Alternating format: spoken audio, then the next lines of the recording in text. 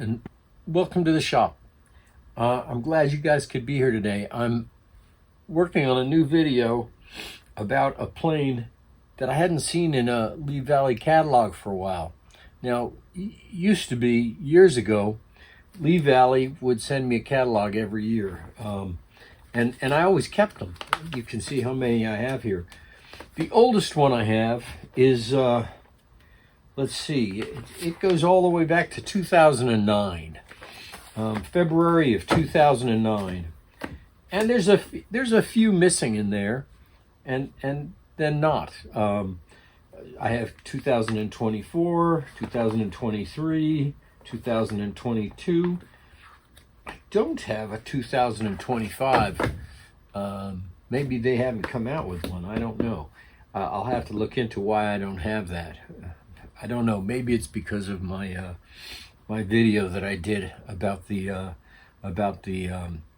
shooting plane that they had that I bought. At any rate, the reason that I got these catalogs back out to look at is that I was trying to find this plane that I have, which is a Veritas. They call it a chisel plane.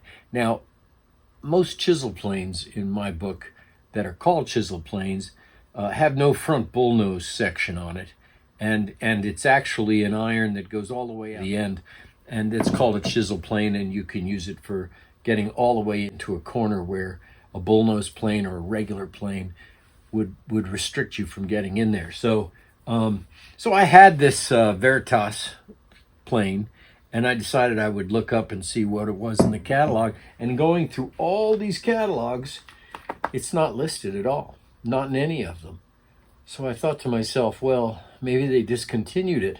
And finally, I found it in this Fine Woodworking Tools, Lee Valley and Veritas, 2008-2009. Much thicker catalog back then, but it also had all of their gardening things, all sorts of things in here that they no longer carry in this catalog. I was able to locate that plane online, and it's available now. Price is a little different, but it is available now. So here it is in this catalog. Now this is that older catalog from 2008-2009.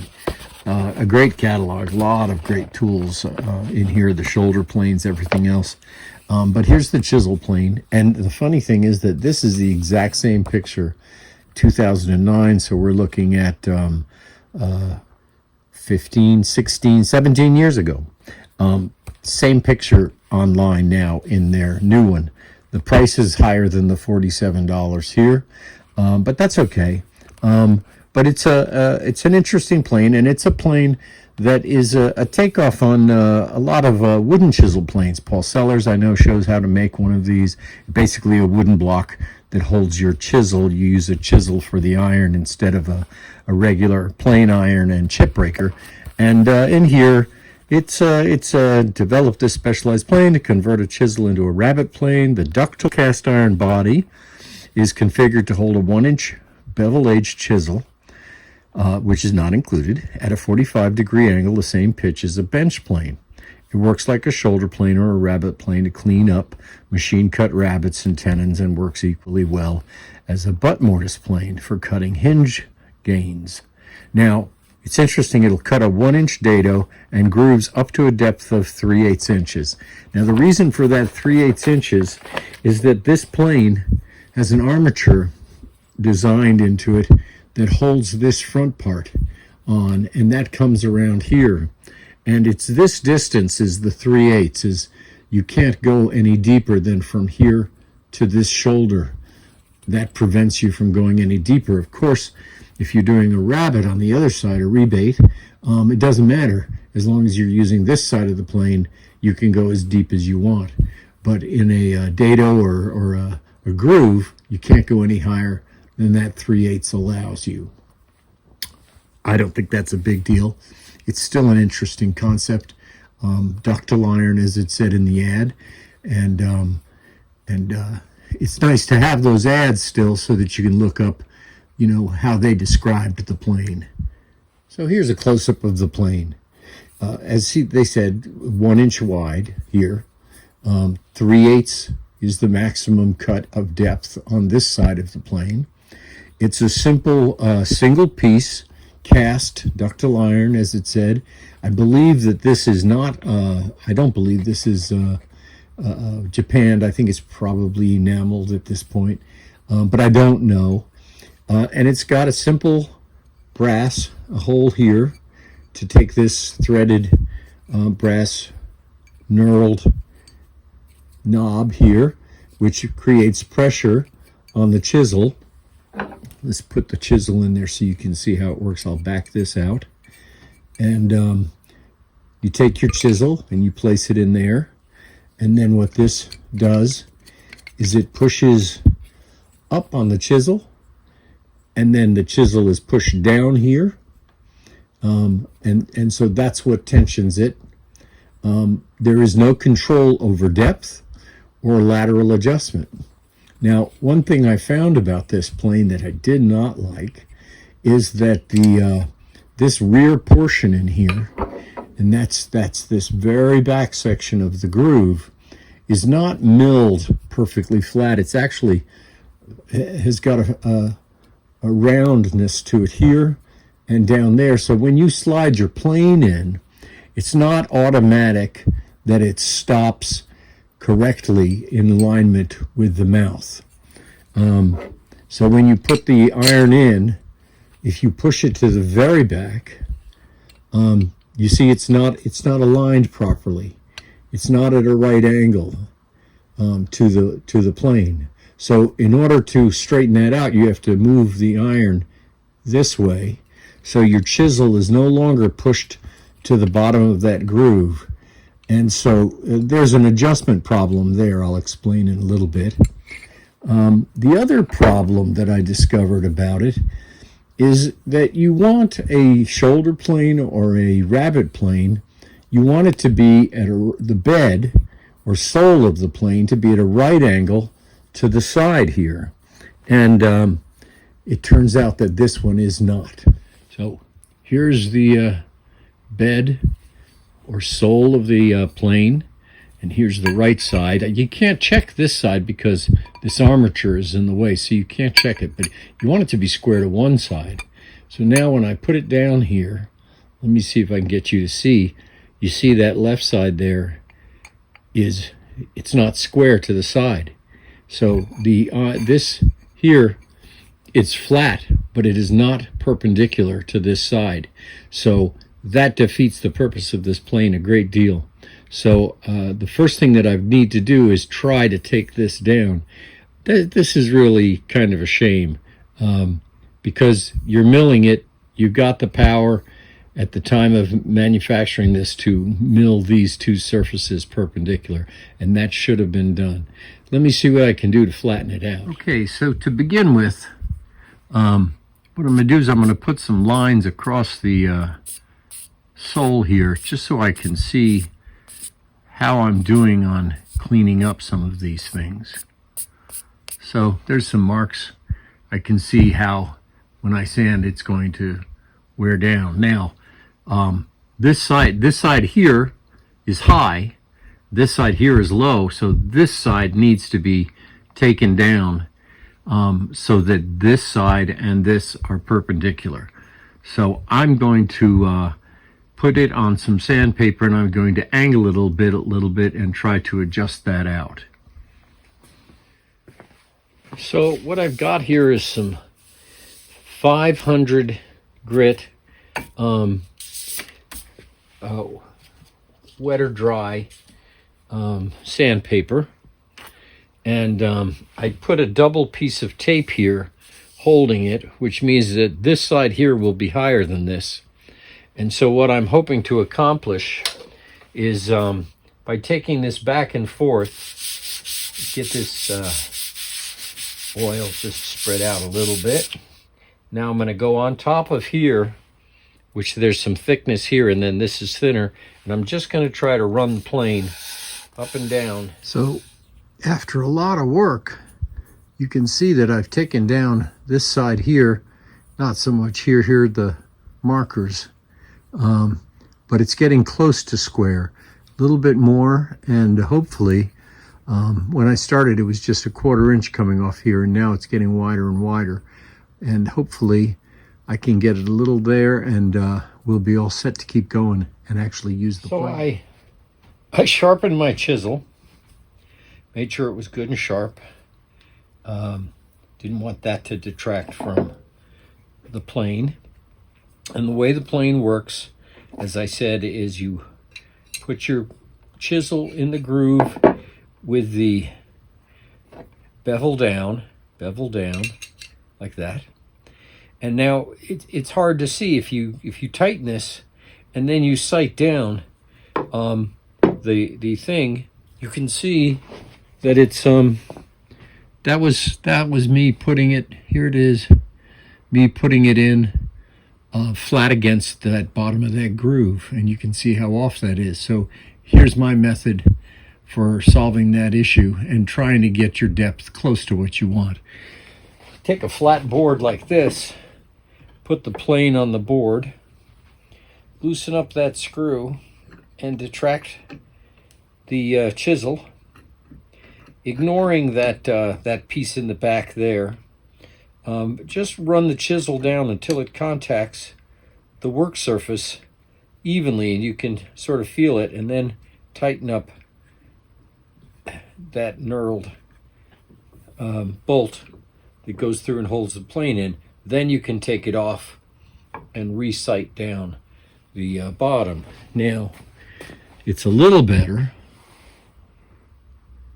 but it's still not perfect. See, it's a little high on this side. So I go back to that, and I'm going to do it again and try to correct that. So flat on a board, I can feel that I can't move the plane forward, so it's a little further in than I want. Loosen that again and bring that back just a little and try to get it flat. See how that is. That's looking better. Let me show you here. Now, looks like it's parallel to the sole, but it's sticking out a little further on this side than this side.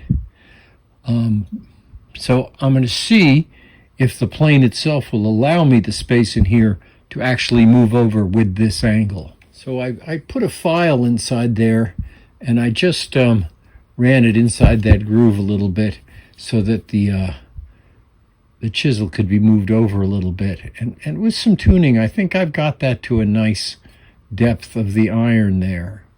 But we'll try it out and we'll see.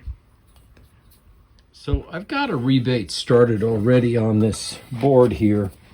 And I've got the chisel set in there the way that I had hoped. And you can see there. And it is just the chisel going through. I wonder why they made that so big and bold. They could have shrunk that down, I would think. But it's interesting. Let's see how it works. Now, holding it, that's another story, is I can fit 2 fingers in here. My pinky is kind of tucked behind. One hand on the side of the chisel. Now, if I wanted to get in closer, then I'd have to switch my pinky and this finger in. And now I could get my palm against there. But let's see what's comfortable as I plane. So we'll start back here, and we got a fair shaving. It's not a bad shaving. And this is a good surface here. I'm glad I sharpened the chisel ahead of time. But let's see. We do another cut. Yeah.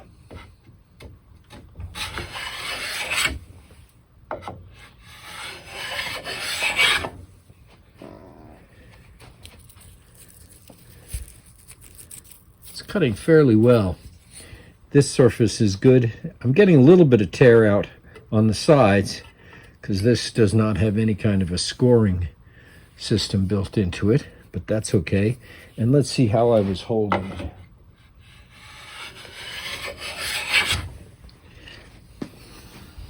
Pinky, third finger in here, and thumb around the outside of the chisel, finger up here.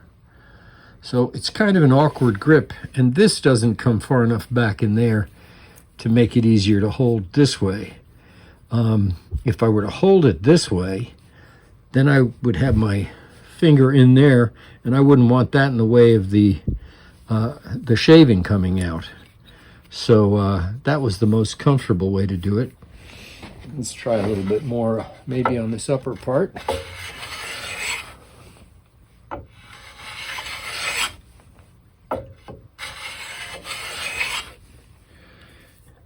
Fairly fine shaving.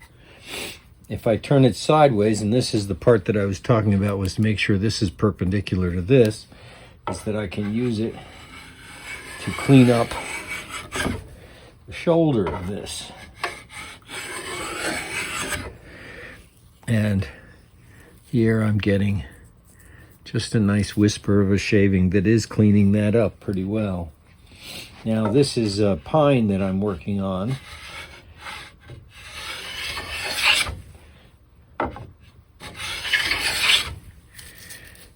And let's switch over and try some poplar. Okay, let's see how that does. You could even use a 1-inch broken chisel that has no handle and just use it as an iron for this all the time. So there's a nice curl of a shaving.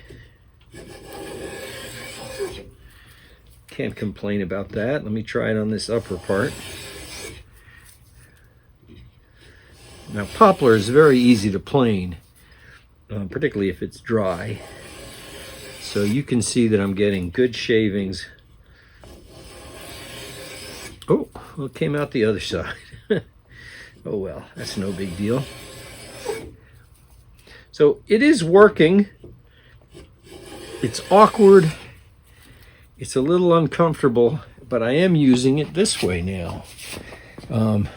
My pinky out, middle finger next to middle finger, thumb on top, and finger here. So that's what seemed to get comfortable, particularly planing then. But you know, all planes, they kind of disclose to you the best method for holding them as you use them, what gets comfortable to you or not. And I think this is okay, but it certainly is not the most comfortable shoulder plane that I've used. Let me turn this around. And let's try a 3/4. Now this is 1 inch across, so it should do the full shaving. Doesn't seem to like that too much, but let's see if there, my finger being down here got in the way of it, so I don't like that. I have to adjust and get my everything above this line.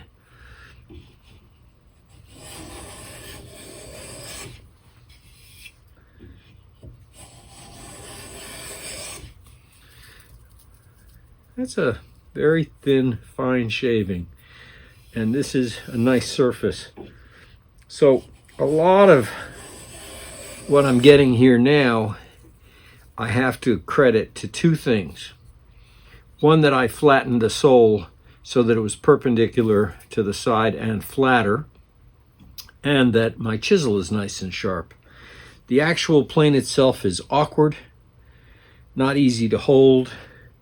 This is sort of in the way of things, not terribly, but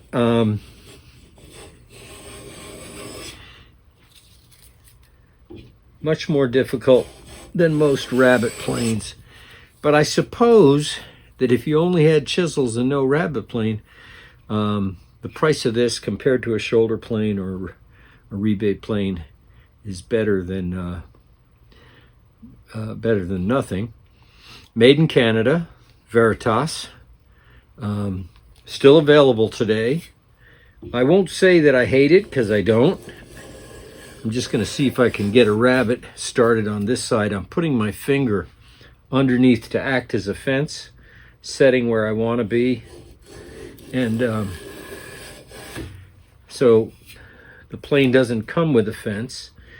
So all I'm doing is using my finger to guide it and start it. And I'm starting to get a rebate there. Once you get far enough down, you can then just follow the line that you've started, and it gets easier. Yeah, see, there's a little rib there now. So we'll follow in that line and see if we can get one going. I feel like I need to move the camera around to the other side again. There we go. Now it's shooting over there, and you can see the line of the rebate. And now I can just follow that line as my guide as I go.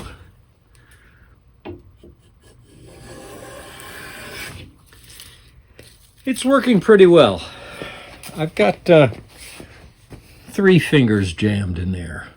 Pinky, middle finger, and next to between the two. I'm holding on to my thumb here against this and my finger there. It's not comfortable, but it's not painful. And I am getting a rabbit. Let me move that camera again over here so you can see that. Okay, I moved the camera around. You can see the rabbit that has started, or rebate, and that I'm just following that line now.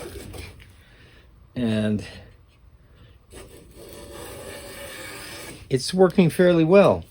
So, a poor man's rabbit plane, I guess. They're now going for, I think, $71. I paid $38 for this one. And I think in the old book, or maybe it was 40 something. Let me see, I'd have to look that up. Not important. But the price of everything's gone up. But it's a little clunky, but it serves its purpose. And I suppose you could just as well, I don't know why you would put a smaller chisel in there, but I could see getting a chisel that had a bad handle or something and using it in that, just as a permanent iron. So there's a money savings amount in here. But there you go. I started this rebate without a fence, and you can see it's getting better and better the deeper we go, and just following that existing cut line. So there you go.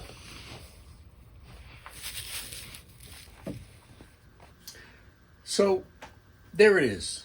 Another Veritas tool.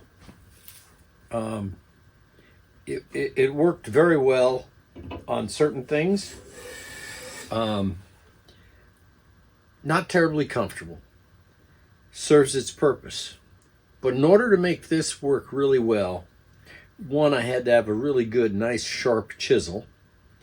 And the other thing was that I had to do a lot of work to get the sole perpendicular to this side so that I could use it correctly as a shoulder plane.